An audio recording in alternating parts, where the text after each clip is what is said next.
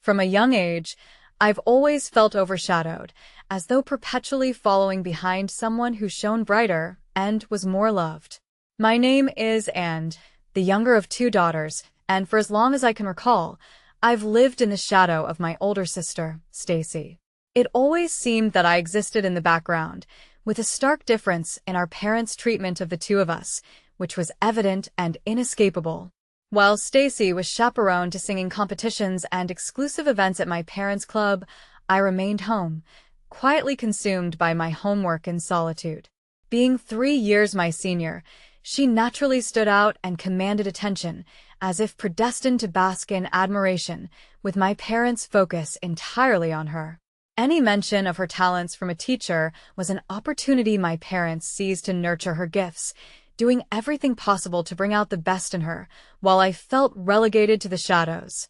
Financial constraints in our family made affording Stacy's lessons and equipment difficult, yet her captivating voice prompted my mother to boast about her talent proudly, convinced of her future success. Conversely, whenever I attempted to showcase my talents, I felt deterred from having high hopes. When I expressed interest in art to my mother, she gave a faint, apologetic smile, gently suggesting we delay it, stating Stacy's vocal lessons were costly enough for now. The disparity became even clearer when Stacy entered her senior year of high school. One dinner, when I was 15, my parents disclosed a major decision they made. Carefully saving, they explained, then my father, with pride, added, "We've decided to send Stacy to Preston College, one of the state's most prestigious schools." Stacy's face beamed with excitement. "That's absolutely wonderful," my mother said enthusiastically. "And that's not all. You can use our apartment near the campus, so you won't need to worry about rent and can focus fully on your studies," she added. Hearing this, I silently pushed peas around on my plate, realizing my feelings were irrelevant as all attention centered on Stacy's radiant, cheerful presence, her smile dominating the room as though my existence were fading.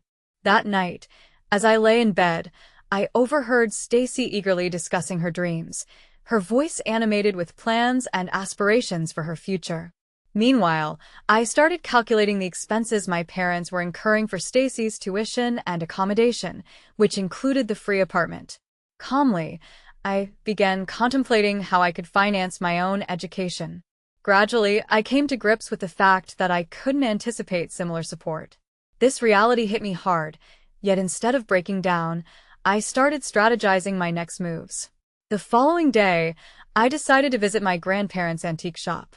Upon explaining my situation to my grandfather, he attentively listened. "If you're truly serious," he said, "I might be able to assist a bit with your college expenses." He then paused thoughtfully, resting his hand on his chin. "But I believe it's important for you to earn your own money. How about working here after school?" Thus, while Stacy was busy packing for her prestigious university, I began working at the antique shop every afternoon.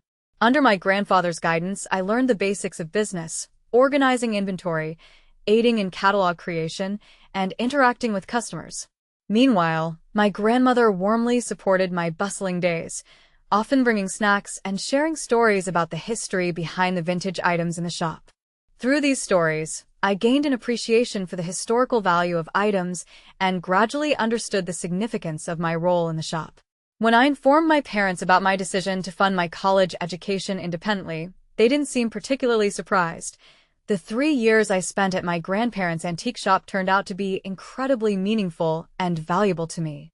Every afternoon, I diligently dusted old furniture and meticulously sorted through vintage jewelry at the shop.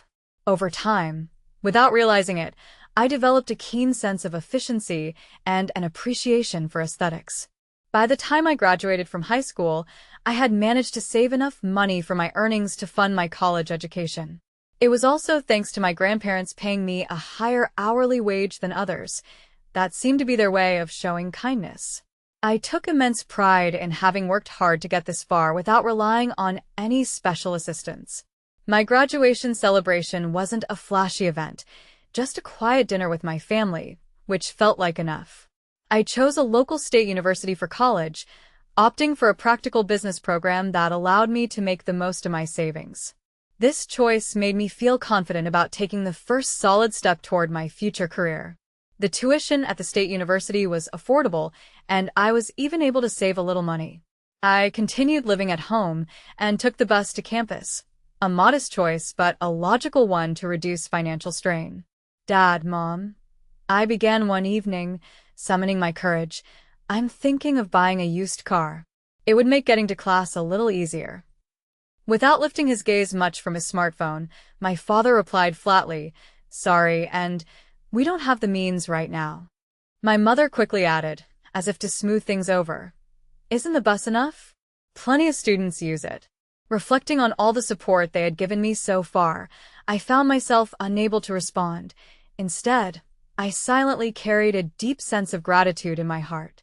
There were countless moments when I felt how fortunate I was to have their support. Each time, an inexpressible sense of thankfulness would well up inside me. Stacy had gotten her driver's license a long time ago, and I still vividly remember the time she received her car. Back then, I had just finished my first year of college and was relieved to have made it through my spring finals. At that time, our house was filled with a special excitement and energy because Stacy had finally graduated from Preston College and was about to move on to the next stage of her life. To celebrate Stacy's graduation, my parents organized an elaborate party, inviting relatives, friends, and neighbors. The days leading up to the event were a flurry of preparations, with every detail carefully planned. On the big day, the house was alive with activity, buzzing with people who had come to honor Stacy's success. It was filled with cheerful smiles, lively conversations, and an atmosphere of pure celebration. I was in the kitchen, engrossed in arranging appetizers on plates, when Stacy suddenly walked into the room. Next to her was Joe, the boyfriend she had dated during her college years. The two of them entered the room, leaning into each other as if they didn't have a care in the world. The scene was like something straight out of a movie, with natural smiles spreading across both Stacy and Joe's faces. Everyone around was captivated by their glow, and in no time, their presence commanded the room's attention as they entered. Stacy addressed everyone gathered with a cheerful expression, "I'm engaged to Joe." The room erupted in cheers and congratulations, suddenly filling with a warm and bright atmosphere.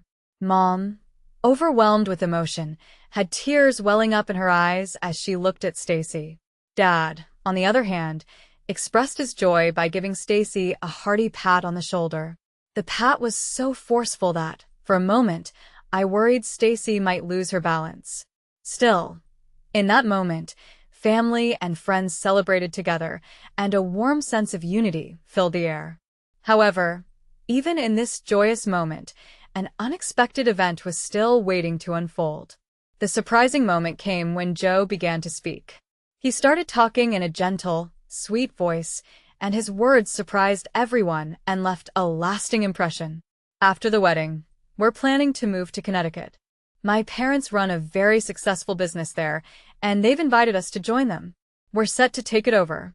Hearing this, Mom's tears were spilling over in large drops as my daughter and her husband set forth on an incredible journey.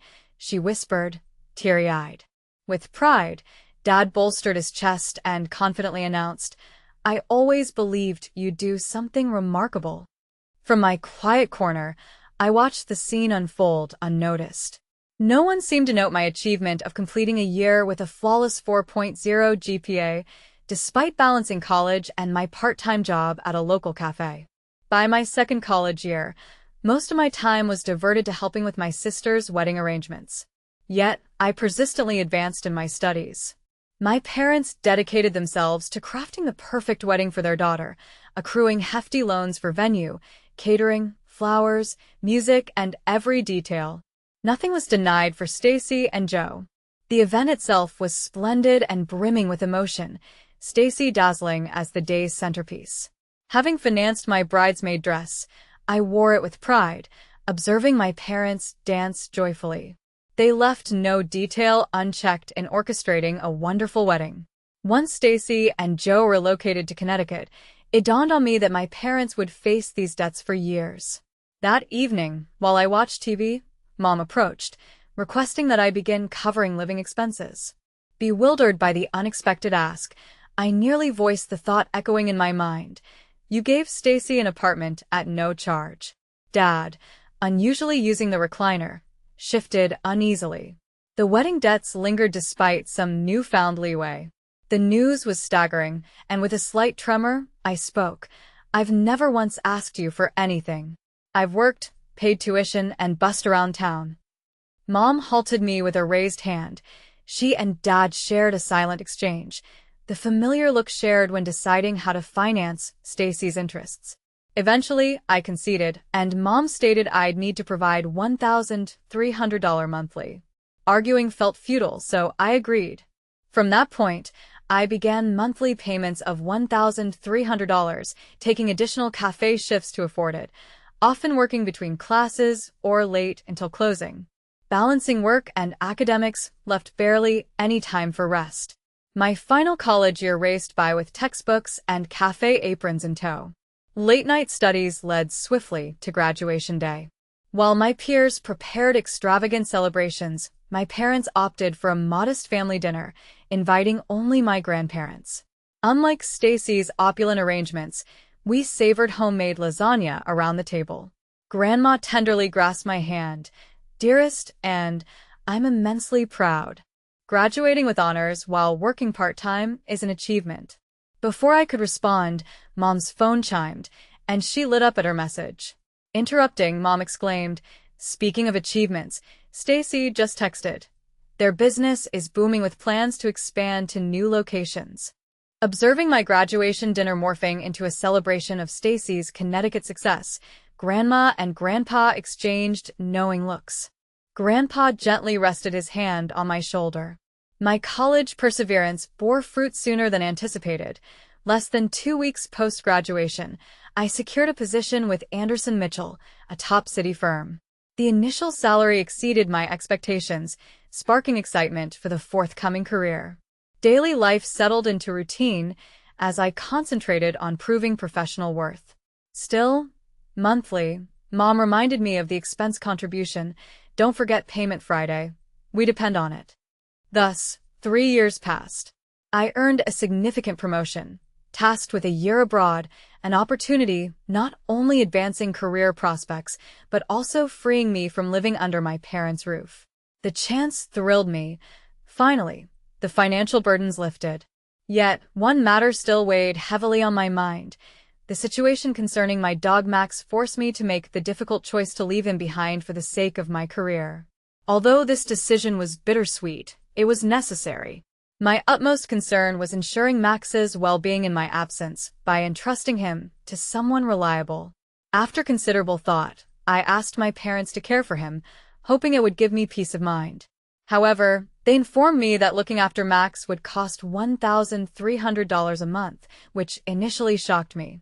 Despite an instinct to challenge the expense, their explanation highlighted the effort required in walking, feeding, and vet visits, making it reasonable. Understanding that Max's happiness and health were paramount, I accepted the cost. With financial arrangements settled, I prepared for my life abroad, attentive to Max's care from a distance. During my overseas assignment, I learned through social media that Stacy and Joe had a baby boy, yet our interaction had reduced to sporadic greetings. That status quo was disrupted by a phone call, my mother's voice uneasy as she divulged a business collapse affecting Stacy's family. Joe's dispute with his parents further complicated matters, leading Stacy to consider moving home. In response, my mother hinted they needed my room, underlining their urgency to create a nursery for Daniel. I realized I had to relinquish my space, accommodating the baby's necessities. My belongings ended up in the living room as Stacy's family moved back, tightening the living situation. Consequently, my parents proposed doubling the care costs for Max, citing increased workload. This left me stunned and uncertain. Unable to bear such expenses, I contemplated if Max could adapt to this family shift. After promising my parents time for consideration, I resolved to relocate and reunite with Max as my assignment neared completion. Ultimately, I concluded it was best for Max to return to living with me. My decision surprised and concerned my parents, yet I felt assured this move would prioritize Max's happiness. As I relocated to a new apartment, I ordered takeout, content on the living room floor, determined that reuniting with Max was the right step forward. The last day I picked up Max from my parents' house was also the final time I saw my family. I just bid them farewell and left without feeling any guilt, only peace in the tranquility of my new apartment. I spent quiet days adjusting and settling into my new life. I purchased a comfy bed, a soft couch not meant for sleeping, and my own kitchen accessories. Although the place wasn't entirely familiar, work was going well, and Max and I enjoyed fulfilling days. Roughly a month later, my mother called unexpectedly and immediately launched into an angry tirade. "Why haven't you sent the money? Don't you think you should keep your promises?" she demanded. I responded with laughter. What Stacy needs now is to take full responsibility for herself. I've taken Max, moved out, and pay my own rent, so I don't need to cover living expenses anymore. Stacy should handle that. What did you say? Do you know what kind of situation Stacy is in now? She asked. It doesn't matter to me what's going on with Stacy. It's time for her to take responsibility for her own life.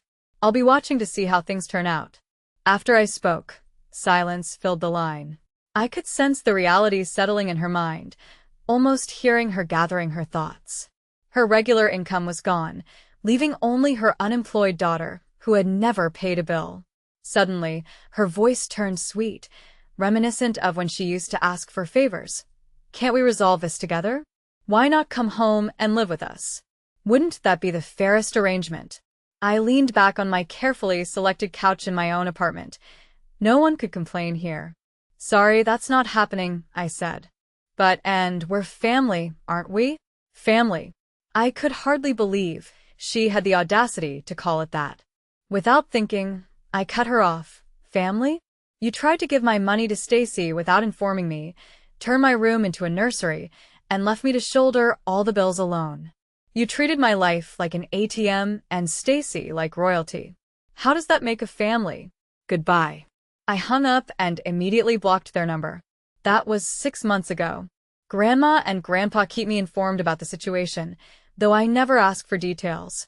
They understand my needs and know I made the right decision. Stacy, Joe, and Daniel still live at home, not contributing to expenses. I've heard my parents struggle with unpaid loans and have asked relatives for money, but their favoritism toward Stacy is known, and no one is willing to help. Even my grandparents haven't offered support. In fact, I've heard they've ensured their inheritance won't go to my parents. Stacy, with a child, hasn't found work, and Joe reportedly lacks motivation. As for me, my life is peaceful. I recently received another promotion, bought a new car, and started attending evening MBA classes. My apartment is always tidy, with a fridge full of fresh ingredients for cooking. Each night, I fall asleep in peace. Just the other day, I ran into one of Joe's relatives at the store. They mentioned expecting another baby, to which I smiled and wished them happiness. In the back of my mind, I thought about my parents figuring out daycare costs for the new baby. But that's no longer my concern. For the first time, I'm putting myself first, which feels undeniably right. Emotionally, it was a complex journey, but I stand firm on my chosen path without regrets. With Max by my side, I'm genuinely content and excited about the future.